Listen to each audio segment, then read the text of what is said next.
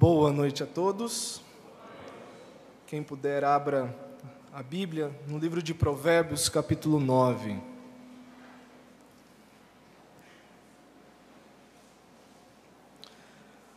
Livro de Provérbios, nós vamos meditar em um capítulo todo, capítulo 9, verso 1 até o 18.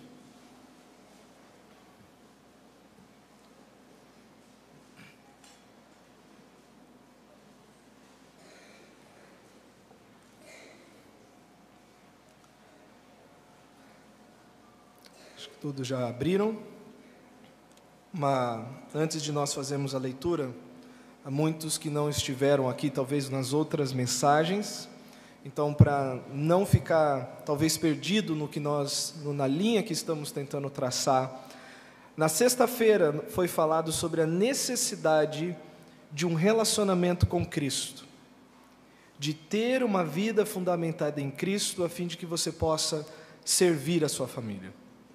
Se você não estiver enraizado, sustentado e fortificado por Cristo, você não tem poder, sabedoria e prudência para ajudar a família. No sábado, foi falado sobre a importância de nós discernirmos o que é o nosso papel dentro da família e o que só Deus pode fazer na família. Através do Salmo 127, o salmo que os israelitas cantavam conforme subiam os degraus do templo, proclamando que se o Senhor não edificar a casa, era vão o trabalho de quem estava construindo, se o Senhor não guardasse a cidade, era vão o trabalho da sentinela, e que se o Senhor não desse o descanso, era inútil trabalhar de sol a sol, e eles declaravam isso indo ao templo, e a ideia era o seguinte: enquanto eles iam ao templo, eles estavam dizendo para Deus o seguinte: nós temos estas coisas que são urgentes, que nós precisamos, mas além disso, mais importante é estar com o Senhor. O templo é o símbolo da adoração a Deus, é a ideia do povo indo adorar a Deus. Então, mais importante do que tudo que compõe a nossa vida é nós adorarmos a Deus.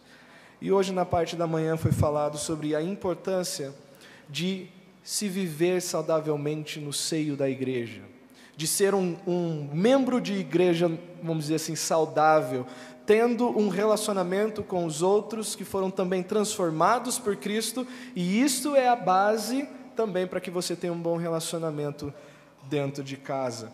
E nós finalizamos hoje com Provérbios capítulo 9. A primeira parte do sermão é extraindo da sabedoria, como que a sabedoria pode nos ajudar a ter um lar feliz. E depois eu vou voltar, na segunda parte do sermão, e vou novamente ouvir a sabedoria, ou nós vamos ouvir a sabedoria dizendo para todos nós, como podemos ter uma eternidade feliz. Como que, além do seu momento aqui e agora, mas eternamente falando, como que a sabedoria pode nos guiar nesse assunto. Então vamos ler Provérbios capítulo 9, 1 a 18, diz assim: a sabedoria já edificou a sua casa, já lavrou as suas 7 colunas, já abateu os seus animais e misturou o seu vinho, e já preparou a sua mesa.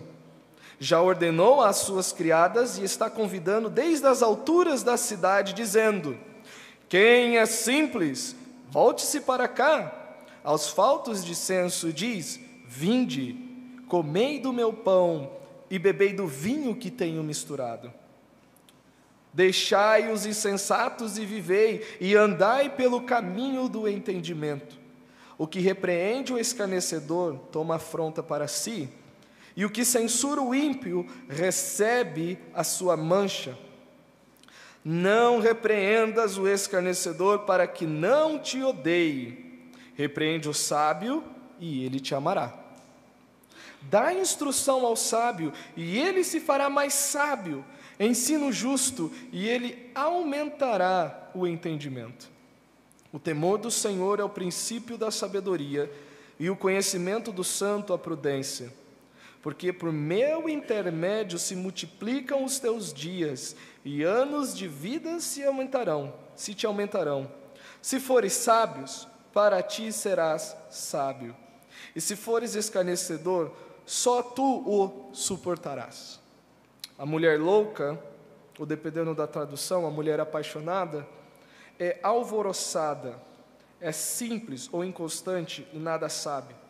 Assenta-se à porta da sua casa, numa cadeira nas alturas da cidade, e põe-se a chamar os que vão pelo caminho e que passam reto pelas suas veredas, dizendo: quem é simples, volte-se para cá. E aos faltos de entendimento ela diz: as águas roubadas são doces, e o pão tomado às escondidas é agradável, mas não sabem que ali estão os mortos. Os seus convidados estão nas profundezas do inferno. Vamos orar. Pai, nós reconhecemos que só Tu és Deus, de que toda a criação depende do Senhor, de que todos que aqui estão, admitindo ou não, dependemos de Ti. É o Senhor quem nos livra, é o Senhor quem nos sustenta, é o Senhor quem nos guarda, é o Senhor quem nos permite levantar ou chegar a deitar no final do dia. Nesta noite, ó Deus, o nosso rogo, ou o meu rogo particularmente, é que o Teu povo seja edificado, e que se porventura aqui estão aqueles que ainda não vieram a ser povo do Senhor, que hoje, pela Tua graça e pelo Teu poder, possam sair daqui chamando povo de Deus, sendo reconhecidos como filhos e filhas do Senhor. Abençoe as famílias que têm dedicado o tempo em ouvir instrução da Tua palavra, para reluzir ou refletir a glória do Senhor no convívio familiar. Ao Teu ministro que aqui está, eu rogo sabedoria, eu rogo a Tua graça. A Tua palavra é perfeita, mas meus lábios não são, e que nada em mim venha manchar ou turvar a beleza da Tua palavra, Senhor. Abençoa-nos em nome de Jesus. Amém. Capítulo 9 de Provérbios, se você notou, a sabedoria ela é vivificada, é dada uma personalidade à sabedoria, como se a sabedoria fosse uma pessoa. E a sabedoria aqui, ela está convidando muitas pessoas a virem à casa dela e se alimentarem do que ela preparou e desfrutarem dela. E no final do capítulo nós temos no verso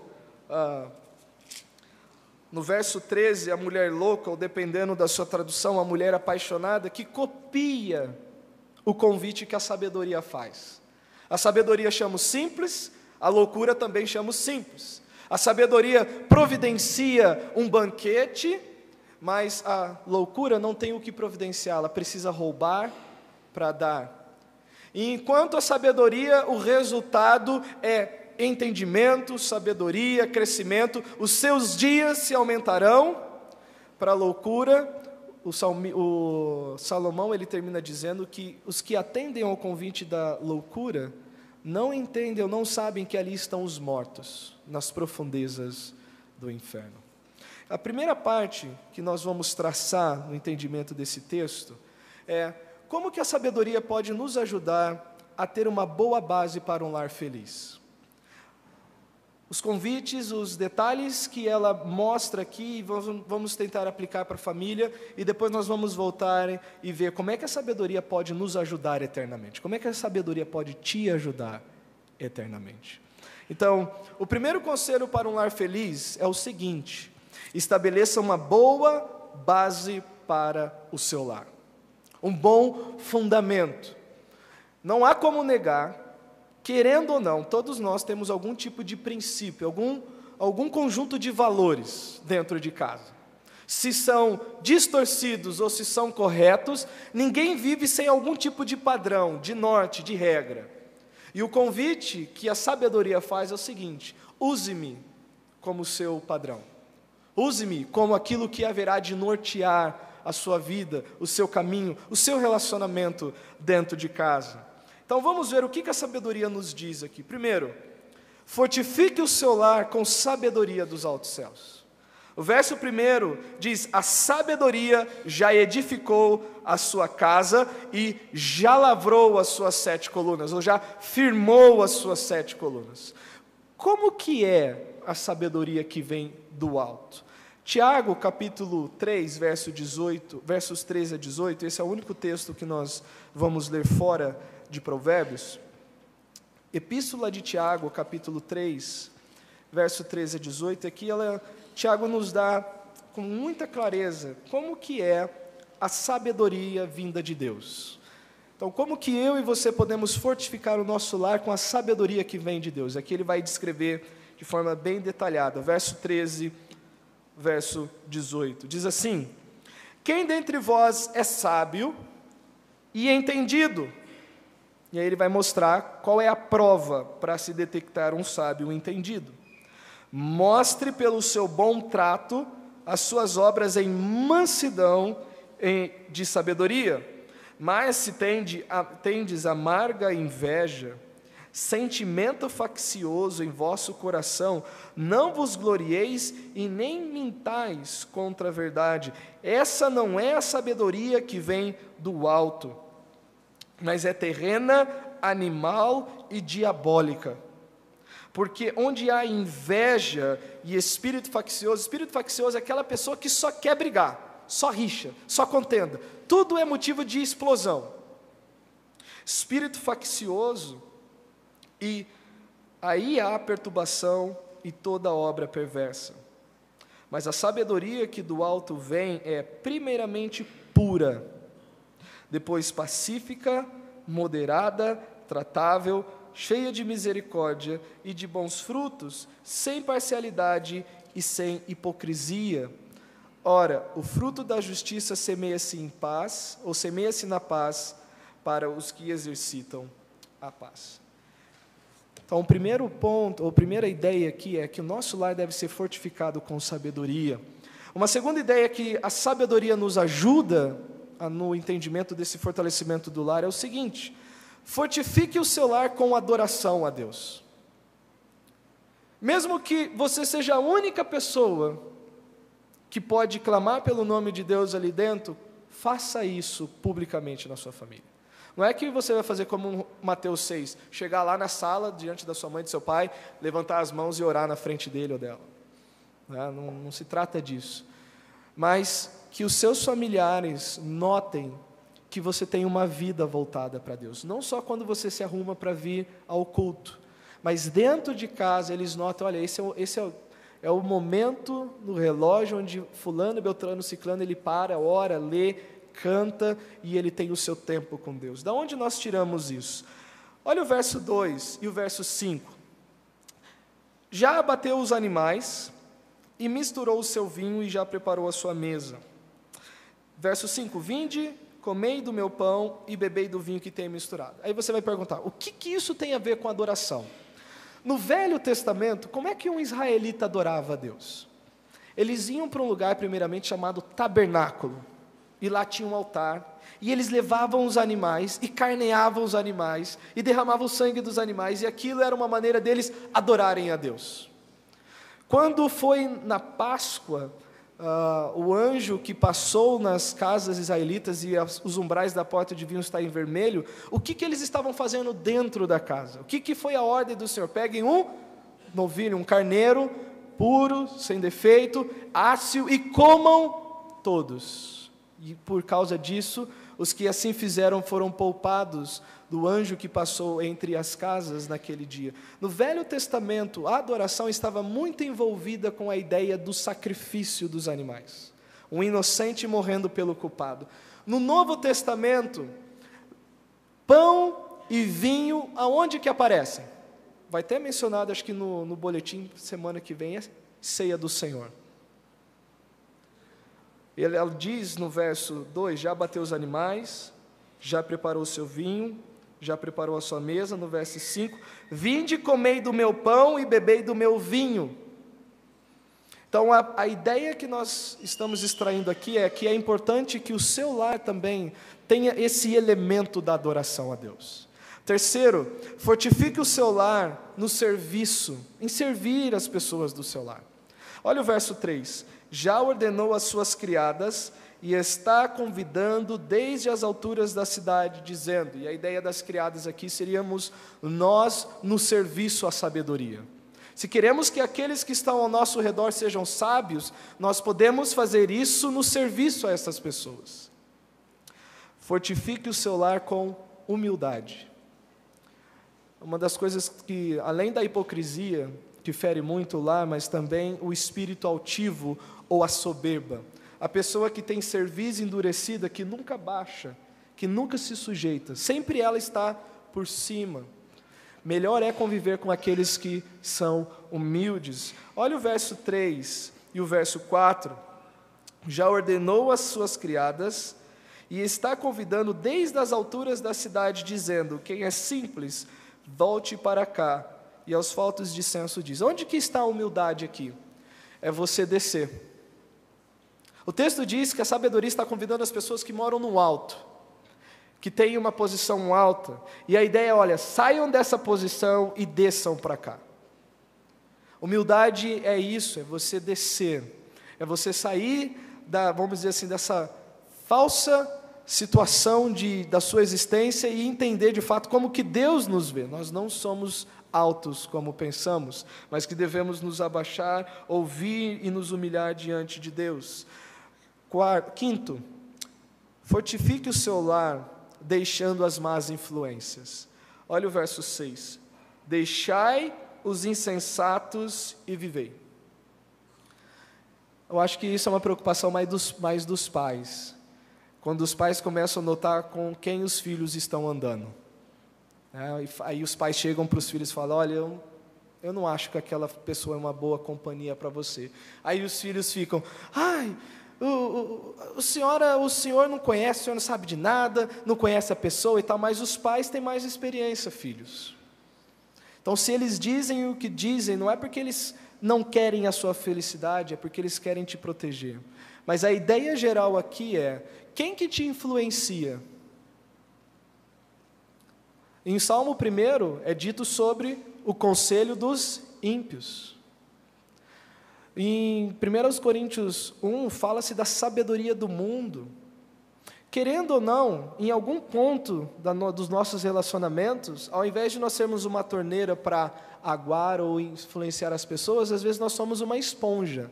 Nós sugamos aqueles que estão ao nosso redor, com suas ideias, com seus princípios, com seus pensamentos. E uma maneira de você preservar a sua família é você escolhendo bem as suas amizades. Eu já ouvi, e eu ouvi com muita tristeza isso, uma pessoa dizer, eu prefiro andar com um incrédulo do que com crente. E era um crente que estava dizendo isso, e essa pessoa se enquadra no que foi falado hoje cedo, né? Está na igreja, não sabe lidar com a dificuldade dos outros, aí abandona e acha que todo crente não presta e que só o ímpio presta. Mas abandone as más influências. Sexto, fortifique o seu lar com entendimento. O verso 6 ainda, na metade dele diz, e andai pelo caminho do entendimento. Duas vias aqui para a família. Primeiro, o entendimento de um para com o outro, o entendimento relacional. Eu vou talvez trazer um exemplo meu para ficar mais fácil para entender esse ponto. Minha esposa, a irmã do pastor Fabiano, ela é melancólica. O que isso significa? Que a maneira como eu tenho que me comunicar com ela não pode ser a maneira como eu me comunico com pessoas que têm o mesmo temperamento que o meu. E às vezes na família, as pessoas estão juntas há muito tempo, mas ainda não perceberam que há maneiras diferentes de se comunicar com pessoas de temperamentos diferentes. Se eu chegar para minha esposa que é melancólica e falar, olha amor, ela vai chorar. Se eu quiser, porque ela é sensível demais. Se fizer isso comigo, eu vou tomar um susto, vou ficar bravo e vou sair rindo. Mas ela vai tomar como se fosse o maior desrespeito possível. Dentro de casa, você não pode partir para quem está ao seu redor achando que a pessoa tem a mesma maneira de processar a informação como você tem. Há pessoas que vivem à flor da pele, são muito emocionais, os sanguíneos. Eles falam, choram, brigam, mas tudo está bom. Tem os coléricos que são um pouquinho mais duros, mais incisivos. Tem os fleumáticos que são mais assim contemplativos. né, mais demorados, e tem os melancólicos, que são aqueles assim que você nem sabe se está ali, de tão introvertido que é. Mas o fato é que as pessoas são diferentes. E muito do lar, do machucado que existe na família, se dá porque as pessoas não sabem comunicar na linguagem do outro. Tem um livrinho que eu peguei, eu falei, acho que não é muita coisa não, mas depois me ajudou muito, que é um livro chamado 5 Linguagens do Amor, Gary Chapman, acho que é. E ele trata como é que as pessoas processam demonstração de amor. Por exemplo, eu gosto de demonstrar amor para minha esposa dando presentes, mas amor para ela é eu ter um tempo de qualidade com ela. Eu não preciso dar nada. Se eu gastar meia hora de qualidade com a minha esposa, para ela ganhou a semana. Porque ela valoriza, ela entende que uma demonstração de amor é um tempo de qualidade. Para outras pessoas é a palavra de afirmação. Tem pessoas que se sentem amadas quando elas ouvem, eu te amo. Olha, você é muito bonito, ou você é muito bonito. E precisa sempre desse tipo de repetição verbal. Tem outras pessoas que entendem que são amadas pelo toque, quando recebem um abraço, quando recebem um carinho, quando andam de mãos dadas. Há outras que entendem que são amadas quando alguém faz algo por elas, quando alguma coisa acontece em favor delas. E não é que a pessoa ela não te ama, ela simplesmente tem uma maneira diferente de processar amor. A sabedoria nos ajuda a ter esse entendimento dentro de casa. Você olhar a pessoa que está diante de você e saber como que eu vou me comunicar de uma maneira mais significativa com essa pessoa. Não estou falando que você tem que estudar psicologia para entender essas coisas. Eu só estou dizendo que as pessoas são diferentes. É uma insensatez nós partimos para o relacionamento e tomando que todas as pessoas são como eu, ou que todas as pessoas são como você, na hora de entender as coisas. As pessoas são diferentes e demandam uma abordagem diferente, uma maneira diferente de se falar, uma maneira diferente de reação. Uma outra maneira de nós termos um lar fortificado com entendimento é dentro do entendimento bíblico. Um lar que cresce dentro da doutrina, dentro da verdade, dentro da palavra, dentro do que Deus diz que deve permear a nossa vida. Então esse é o primeiro pensamento. Fortifique o seu lar com sabedoria. O segundo conselho para um lar feliz é o seguinte: escolha corretamente as ferramentas para usar no seu lar. Escolha as ferramentas corretas para usar no seu lar. No versículo 7 até o 18, nós vamos ver as ferramentas que podem ajudar a construir ou destruir o lar. Agora temos duas ferramentas, uma para destruir e outra para construir. Se a sabedoria pode ser uma ferramenta de edificação, porque a sabedoria lavrou a sua casa, construiu a sua casa e lavrou as suas 7 colunas, a falta dela se torna uma ferramenta de destruição. Falta de sabedoria é uma ferramenta que destrói e não constrói. A falta de sabedoria resulta primeiro em afronta. Olha o verso 7 até o verso 8. O que repreende o escarnecedor traz afronta para si. Uma das coisas que nós podemos notar é isso: quando não há sabedoria, nós vamos ter um ambiente de afronta, constantemente um dando uma pancada no outro, um dando uma alfinetada no outro, um apontando o dedo para o outro. Quando não há sabedoria, há também a ideia da injúria. O que repreende o escarnecedor traz afronta para si, o que censura o ímpio recebe a sua mancha, ou a ideia dele manchar a pessoa, dele falar mal da pessoa. Não repreendas o escarnecedor para que ele não te odeie, ou dependendo da tradução, ele não te aborreça. Quando você não procede com sabedoria, e as pessoas vêm tratar com você, uma dessas será a sua reação, com afronta, com injúria e com ódio. Com ódio. Que coisa horrível é um lar quando as pessoas vão tentar resolver problemas e não há sabedoria em nenhuma das partes. Pode ter certeza, essa é a nata que vai ferver e vai subir.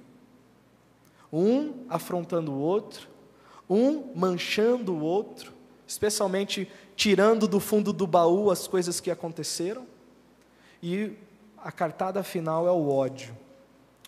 Porém, usando a ferramenta correta, que é a sabedoria, o que nós vamos ter no lar? Olha o verso 8 ao verso 9. Repreende o sábio e ele te amará. Quando nós somos sábios e as pessoas vêm tratar conosco, a nossa resposta é uma resposta de amor. Uma outra ferramenta que nós podemos usar dentro da sabedoria é que, além do amor, nós vamos ter um crescimento, tanto de sabedoria quanto de prudência. Dá instrução ao sábio e ele se fará mais sábio. O sábio é aquele que entende o seguinte: o meu copo nunca está cheio, eu sempre ainda vou precisar aprender mais. Difícil é lidar com aquelas pessoas que partem assim: o que você pode me ensinar? O que você pode adicionar para a minha vida? Eu já sei tudo, eu já posso tudo, eu já consigo tudo. Quem é você? Aí entra afronta, injúria, ódio, mas o sábio é aquele que, por mais que a pessoa do outro lado não tenha totalmente razão no que está sendo dito, ainda assim essa pessoa vai parar para considerar o que foi dito. Ela vai parar, vai ouvir, vai procurar saber: Senhor, até onde isso é um instrumento do Senhor para me moldar? Lembre-se, os servos do Senhor na história bíblica, nenhum deles, se eu não estiver sendo impreciso aqui, todos foram moldados, forjados e aperfeiçoados, não no acerto das pessoas que estavam do outro lado, mas através dos erros das pessoas que estavam do outro lado. Pense no caso de José, filho de Israel. Como que ele cresceu? Não porque os irmãos acertaram com ele, mas porque os irmãos falharam com ele. Pense no caso de Jó, quando seus amigos saem e ficam uma semana sentado com ele no lixão, chorando por causa da dor dele, e depois eles começam: Jó, Deus ele não te puniria se você não tivesse feito alguma coisa errada. E Jó falando: olha, eu não sei o que eu fiz, eu acho que eu não fiz nada de errado. E todos os amigos de Jó dizendo: olha, você errou, você errou, você errou. E depois nós temos o desfecho da vida de Jó. Olhe para Davi, o quanto que Saul perseguiu Davi, e o quanto que Davi cresceu na fidelidade ao Senhor, mesmo debaixo daquele momento hostil de Saul, ao ponto de Saul entrar na caverna e Davi chegar lá e tirar um pedacinho da orla de Saul. Olha, se eu quisesse te matar, eu já teria te matado, mas eu não posso tocar o ungido do Senhor. Quando nós somos sábios e as pessoas vêm tratar conosco, tudo é um instrumento para o nosso crescimento, para o nosso aperfeiçoamento. Ele vai crescer em sabedoria e também ele vai crescer em prudência, ensino justo, e ele aumentará o seu entendimento. Sabedoria é aplicar corretamente o conhecimento que possuímos. Sabedoria espiritual, além de focar como usar o conhecimento que temos, também visa o porquê devemos aplicar corretamente o que conhecemos. Versos 10 a 12. O temor do Senhor é o princípio da sabedoria. Nós vamos aplicar o que aprendemos de maneira correta, porque isso é uma maneira de demonstrar o quanto que honramos a Deus, o quanto que Ele é uma influência na nossa vida. A ideia é o seguinte: quanto que a opinião de Deus pesa nas nossas decisões? O quanto que o parecer de Deus pesa no que você pensa e no que você decide? Demonstra o quanto que você teme a Deus. E quando nós crescemos em sabedoria e aplicamos corretamente conhecimento, é para que tudo mostre que Deus é importante. Uma vez que você é salvo porque Cristo te comprou. Cristo não comprou o seu ticket para o céu, primeiramente, ou só isso. Às vezes, alguns pensam que o Evangelho é a Coab celestial, no sentido de que, olha, venha para Cristo para você ir para o céu. Isso é a consequência. Venha para Cristo para ter comunhão com Deus. E uma das coisas que nós devemos entender aqui é que quando Cristo compra alguém, toda a vida dessa pessoa é voltada, não parte dela. Tudo que eu e você fazemos é para demonstrar para quem está ao nosso redor o quanto que Cristo é um tesouro para nós. O temor do Senhor é o princípio da sabedoria e o conhecimento do santo, prudência. Porque por meu intermédio se multiplicam os teus dias e anos de vida se aumentarão. O temor do Senhor nos guia em como aplicar o conhecimento, especialmente tomar decisões baseadas no que conhecemos sobre o caráter de Cristo. Às vezes as pessoas ficam o seguinte: olha, eu não sei a vontade de Deus para a minha vida. Eu não sei o que eu vou fazer da minha vida. E a vontade de Deus é um dos temas mais importantes que nós devemos nos preocupar. Então, de maneira bem simples, nós temos a vontade geral e uma vontade específica. O que é vontade geral? É tudo aquilo que a Bíblia diz declaradamente que é a vontade de Deus. Por exemplo, 1 Tessalonicenses 4:3. Pois esta é a vontade de Deus, a vossa santificação. Não tem dúvida de que Deus quer que sejamos santos. Então, como é que eu vou usar isso para entender a vontade específica? Ou seja, que faculdade que eu vou fazer? Aonde eu vou morar? Com quem vou me relacionar? Devo abordar ou começar esse relacionamento? Devo comprar tal coisa ou não? Como é que essa vontade geral me ajuda nessa específica? Resposta: a vontade específica, ela se torna clara quando se o que eu vou fazer vai realçar essa vontade geral ou vai prejudicar essa vontade geral. Se a decisão que eu vou tomar vai prejudicar eu ser santo, então não é a vontade de Deus, não preciso nem questionar. Se a decisão que eu vou tomar vai me ajudar a ser mais santo e vai melhorar a minha comunhão com Deus, então aquilo é a vontade de Deus. A sabedoria de Deus nos ajuda nisso. Dependemos de Deus para tudo em nossas vidas, e Ele é soberano sobre as nossas vidas, mas também temos responsabilidades de tomar decisões corretas. Mediante elas, avançamos ou regredimos em nossa vida. O verso 11: por meu intermédio se multiplicarão os teus dias, e anos de vida te aumentarão. Deus é soberano, Deus cuida, Deus sustém todas as coisas, mas você tem que tomar decisões sábias. Por elas você prospera e avança. A ideia de prosperar não é financeira. A ideia bíblica de prosperar, na maioria das vezes, é você avançar, é progredir. Por essas decisões a sua vida anda, e se você tomar uma decisão errada, ou ela fica estagnada ou ela regride. Mas a sabedoria está aí como uma bandeja estendida a você. Estas instruções são para o nosso bem. Caso sigamos, colheremos um bom fruto. Se desobedecermos, receberemos um mau fruto. Olha o verso 12. Se fores sábios, para ti será sábio. E a sabedoria sempre será um benefício para nós. Mas, se fores escarnecedor, só tu o suportarás. E a ideia é o seguinte: geralmente, quando nós estamos lidando com os nossos familiares incrédulos, principalmente, e você aconselha, e você diz, olha, não é a melhor coisa de fazer, ele vai lá, e ela vai lá e toma aquela decisão errada. Eu acho que você vai entender o que eu estou querendo dizer aqui. E aí, quando o resultado vem, aquela pessoa não quer colher sozinha, ela quer que você ajude. Ela quer que você sofra com ela quer que você ajude naquela dificuldade. Ela não consegue suportar sozinha o dano que ela mesma causou para ela. E nesse momento, a melhor maneira de você ajudar essa pessoa é não ajudando ela. É deixando ela receber o amargor do que ela decidiu, para ela poder entender que a palavra de Deus é a verdade e o que ela pensou não é a verdade. Provérbios capítulo 1 explica bem essa questão, depois você pode ler lá. Pois bem, com isso, o que nós podemos concluir do verso 13 em diante, para a nossa família? É loucura rejeitar o conselho de Deus, rejeitar o conhecimento de Deus, e ao invés de ser guiado por Deus, ser guiado pelos seus sentimentos e pela sua ignorância. Olha o verso 13. A mulher louca é alvoroçada, é simples e nada sabe. Se você não atender o convite da sabedoria, esse será o seu perfil. Esse será o seu retrato. O resultado prático de tal rejeição, da pessoa que rejeita a sabedoria de Deus, é preguiça e ociosidade. Olha o verso 14. Assenta-se à porta da sua casa numa cadeira.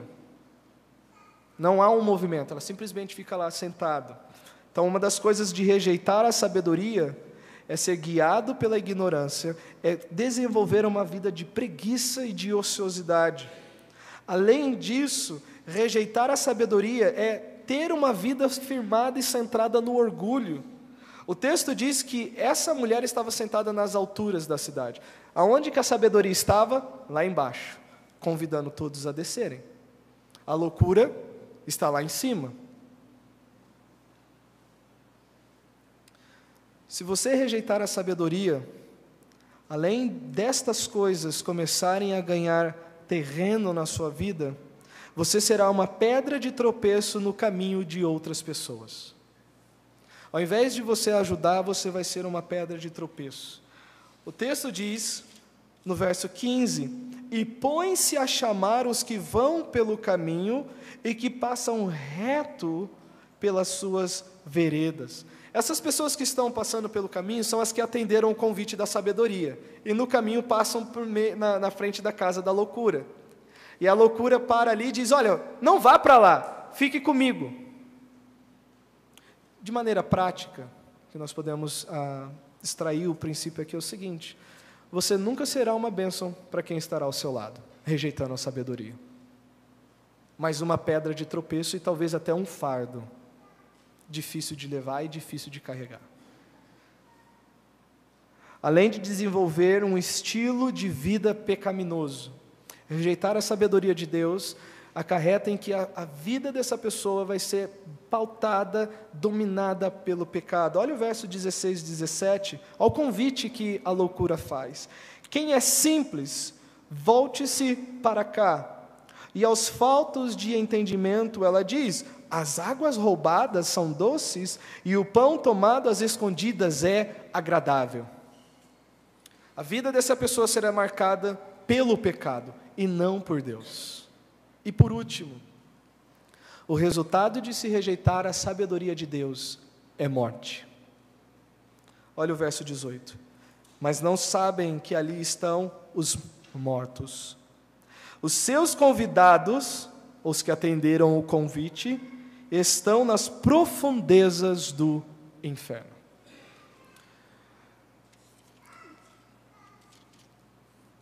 Como que nós vemos Cristo nesse texto agora? E eu vou me comportar aqui como um criado da sabedoria mencionado no verso 3. Eu vou fazer um convite para você. E aí você vai saber em qual das casas você está e qual destino você terá. Cristo é visto nesse texto convidando todos os pecadores a abandonarem o seu orgulho, descerem dos lugares altos e virem ter comunhão com Ele por meio da sua própria e farta provisão.